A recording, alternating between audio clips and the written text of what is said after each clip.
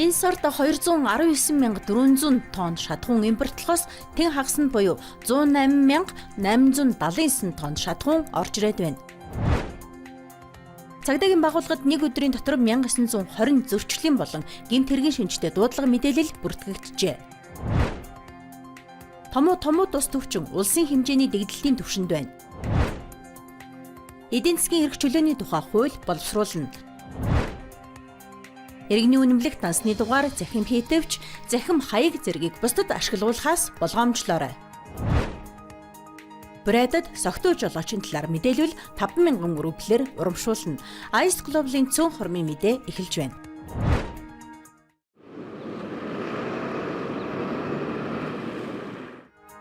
Манай улс энэ сард Оросын холбооны улсаас 219,000 орчим тонн шатхуун импортлохоор баталгаажуулсан. Үүний 83,000 гаруй нь IE92 автобензин, 134,000 орчим нь дизель түлш, 1,560 тонн нь IE95 автобензин тус байна.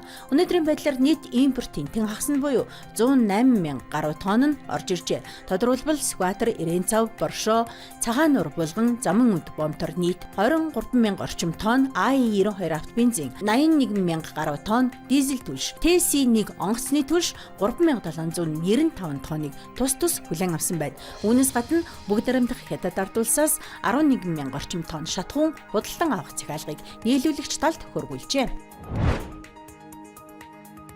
Дэлхийн өв уламжлалын сангаас гаргадаг эдийн засгийн эрх чөлөөт байдлын индексээр манай улс 176 улсаас 61 оноогоор 76 дугаар байранд бичигдэж 5 дугаар түвшинд ирэмблэгдсэн байна. Тодорхойлбол 176 орноос өмчийн эрхийн үзүүлэлтээр 92-т орж муу, төрийн зарчмит байдлын үзүүлэлтээр 117-д орж муу, бизнесийн эрх чөлөө үзүүлэлтээр 79-т ирэмблэгдэж дунд, хөрөнгө оруулагчдад ээлтэй байдлын үзүүлэлтээр 119-т ирэмблэгдэж бага гэж үнэлэгджээ. Тиймээс улсын хурал дахь Монгол Ардын намын бүлэг эдийн засгийн эрх чөлөөний тухай анхдагч хуулийг бий болгож, эд хөрөнгө өмчлөх, эзэмших, эрх чөлөөг хангах, төрийн албаны авилгатай тэмцэх, бизнесийн үйл ажиллагаанд төрийн оролцоог бууруулах, хөрөнгө оруулалтын эрсдлийг багасгахаар шийдвэрлэдэг байна. Томуу тус өвчин улсын хэмжээний дэгдэлтийн түвшинд байна. Улсын хэмжээнд амьсгалын замын зорчмог хүн талдварын шалтгаанд эмнэлэг хэвтэн эмчлүүлэх болон яаралтай тусламж, эрчимт эмчилгээний дасгаар үйлчлүүлэх явдал бага хувиар нэмэгдэжээ.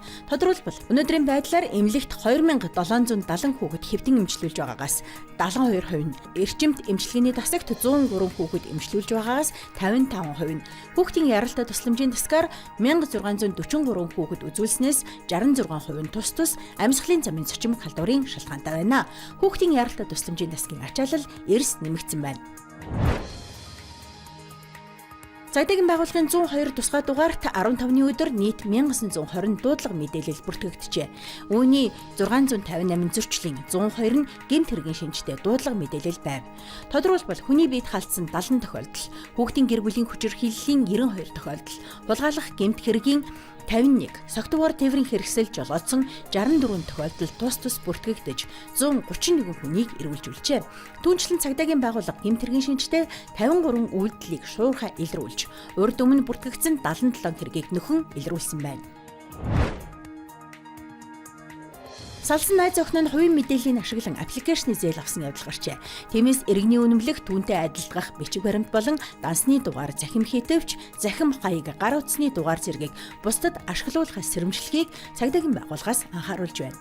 Сүүлийн үед дансаад хүрээслүүлэх зар мэдээлэл цахим орчинд ихээр тавигдж байна. Тус үйлдэл нь тухайн дансны эзэмшигчийг гэмт хэргийн холбогдогч болох нөхцөлийг бүрдүүлэх эрсдэлтэй юм. Брэдэд сайхан мөнгөлөг өнгийн прүс унаж явсан бүсгүй автозам дээр эмх замбраагүй байдал үүсгэсэн явдал гарчээ. Бүсгүй согтуугаар жолоо барьж явсан бөгөөд үүнийг анзаарсан хүн яаралтай цагдаад мэдэгдэж золгүй явдал гарахаас урьдчилан сэргийлж чадсан байна. Тухайн хүнийг 5,000 рублээр урамшуулжээ.